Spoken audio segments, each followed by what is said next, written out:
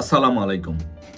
পৃথিবীর যে প্রান্ত থেকে দেখছেন এবং শুনছেন সবাইকে শুভেচ্ছা জানাচ্ছি।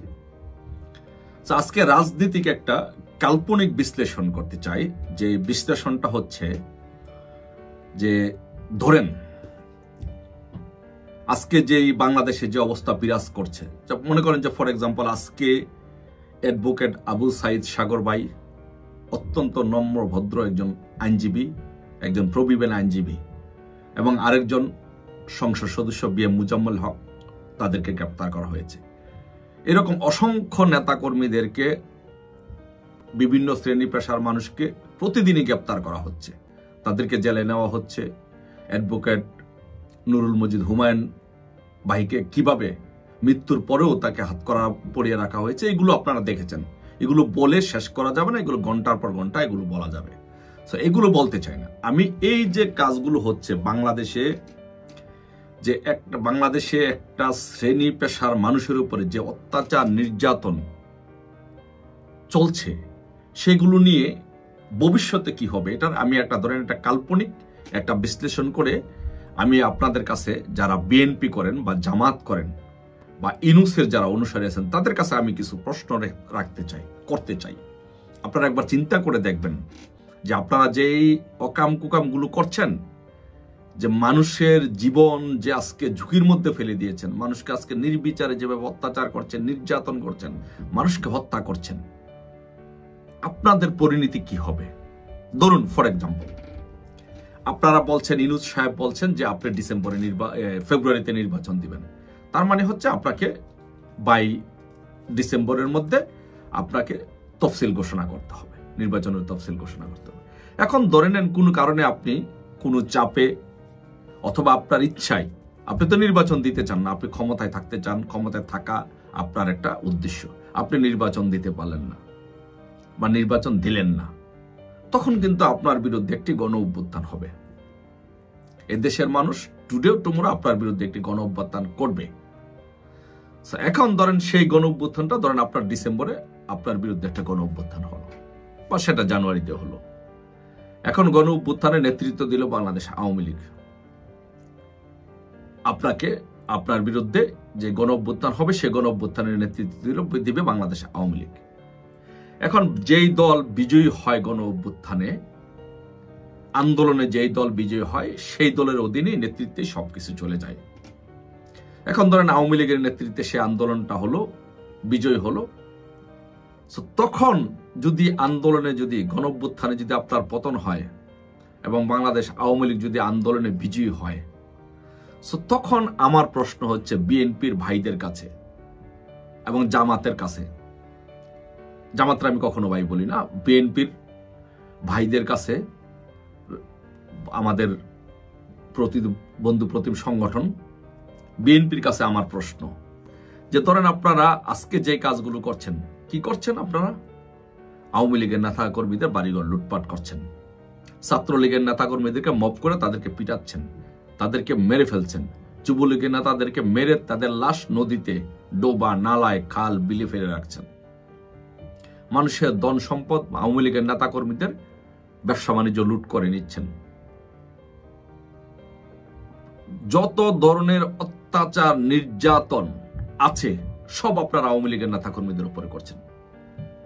কিন্তু আপনারা তো একবার বোঝা উচিত, আপনাদের সেই বিবেক বোধটা থাকা উচিত ছিল যে বাংলাদেশে 4 কোটি আওয়ামী লীগের নেতাকর্মী আছে, তাদের পরিবার আছে।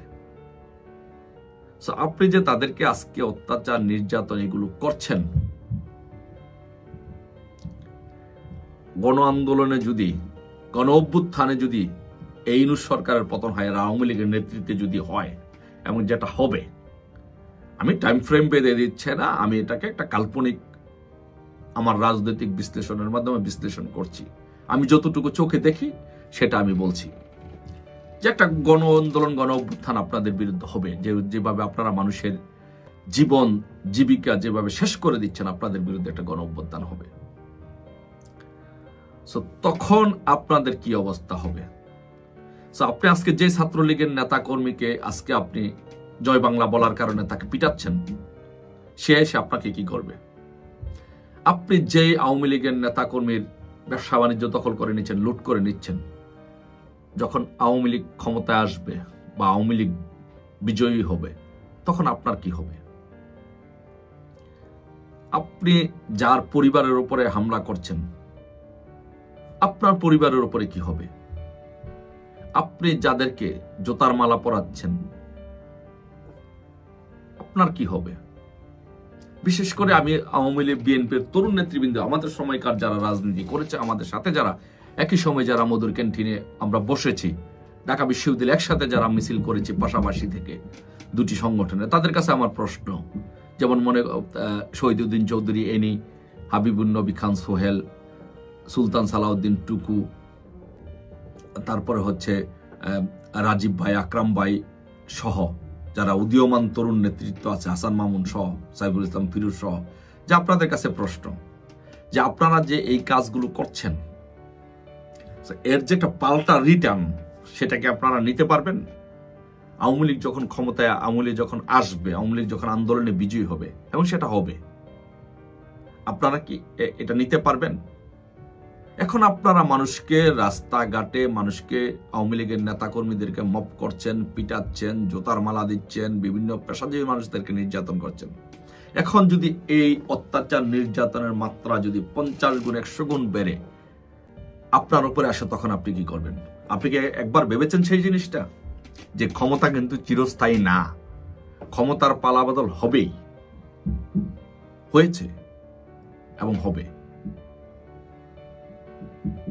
আপনি একবার চিন্তা করে দেখুন। ফর এক্সাম্পল আপনাকে আমি বলি, শহীদুদ্দিন চৌধুরী এনি বা আজিজুল বাড়ি হেলাল ভাইকে বলি, বা সুলতান সালাউদ্দিন টুকু, মনে করেন মির্জা ফখরুল ইসলামকে বলি, ধরেন আপনাকে আপনাদের পরাজয় হলো, আন্দোলনের মাধ্যমে গণ অভ্যুত্থানে পরাজয় হলো, আপনাকে যারা আজকে যারা নির্যাতিত, সেই নির্যাতিতদের একটা দল আপনাকে বাসা আটক করলো। আটক করে ওই বাসার মধ্যে আপনি আপনার পরিবার পরিজন সহ, স্ত্রী, কন্যা সহ, পুত্র সহ আপনি বাসায় অবস্থান করতেছেন। আপনাকে ধরে আপনাকে বাসার বাহিরে নিয়ে আসলো, আপনাকে কাপড় চোপড় খুলে জুতার মালা দিয়ে আপনাকে রাস্তায় ঘুরালো, অথবা আপনার সামনে আপনার মেয়ের সাথে খারাপ ব্যবহার করা হলো, অথবা আপনার স্ত্রীর সাথে খারাপ ব্যবহার করলো, অথবা আপনার সন্তানের সামনে খারাপ ব্যবহার করা হলো। আপনি আপনার চোখটা বন্ধ করে দেখুন, আপনার কাছে কেমন লাগবে সেই বিভৎস চিত্র? আপনি সেটা সহ্য করতে পারবেন? নিতে পারবেন? নিতে পারবেন না। এবং এটাই কিন্তু হবে। যদি এইগুলো যতটুকু হয়েছে তো হয়েছে, তার শাস্তি আপনি অতটুকুই পাবেন, বাট আরো যত বেশি করবেন শাস্তির পরিমাণ তত বাড়বে।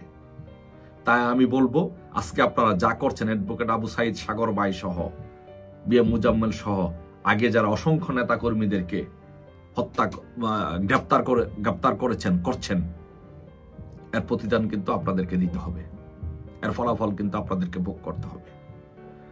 তাই আমি বলবো, ইউনূসকে বলবো যে বাংলাদেশের রাজনীতিতে আপনি 50 বছরের জন্য সংঘাত সংঘর্ষ তৈরি করে দিয়েছেন, আপনাকে সেটা বন্ধ করতে হবে। আপনার পরাজয় অতি নিকটে, আপনার পতন নিকটে, কিন্তু যাওয়ার বেলায় আপনি মানুষের উপরে আর নির্যাতন করবেন না। আপনি বাংলাদেশটাকে আর দীর্ঘস্থায়ী, আরো 100 বছরের জন্য দীর্ঘস্থায়ী সংঘাত সংঘর্ষের দিকে নিয়ে যাবেন না। বন্ধ করুন। এদেশের জনগণ জেগে উঠেছে, আপনার পতন নিশ্চিত। জয় বাংলা, জয় বঙ্গবন্ধু।